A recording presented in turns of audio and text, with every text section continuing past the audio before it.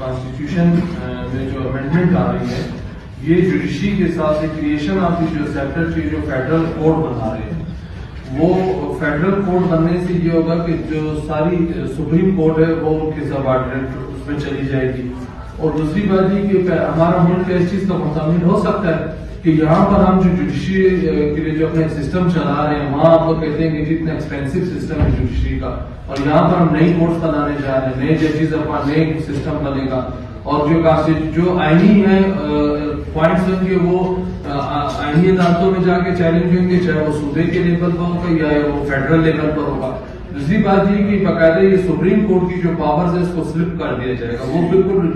ایسے منجمد اس پوزیشن میں چلی جائیں گی کیونکہ ان سے سو موٹو کے اختیارات ختم ہو جائیں گے وہ صرف سول اور کرمنل کی حد تک رہ جائیں گے. تو ایک ملک میں دو سپریم کورٹ چلانا ایک ملک میں دو سپریم کورٹ بنانا یہ جو ہے نا ایک ذہن سے ایک تعلیم یافتہ نظریے سے جو ہے یہ چیز بہت بالاتر ہے کہ یہ کس طرح مطلب وہ لوگ کر سکتے.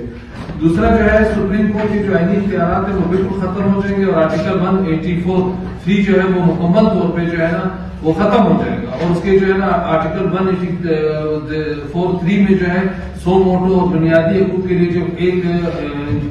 اپنے سر جواب کے لیے یا دادرسی کے لیے ایک مظلوم انسان جو ہے سپریم کورٹ کے دروازوں پر دیکھتا تھا اس کی آنکھیں صورت وہ بھی مکمل طور سے جو ہے ختم ہو جائیں گے اور اس سے سپریم کورٹ کی حیثیت جو ہے وہ مکمل طور سے جو ہے وہ بالکل جو ہے نا وہ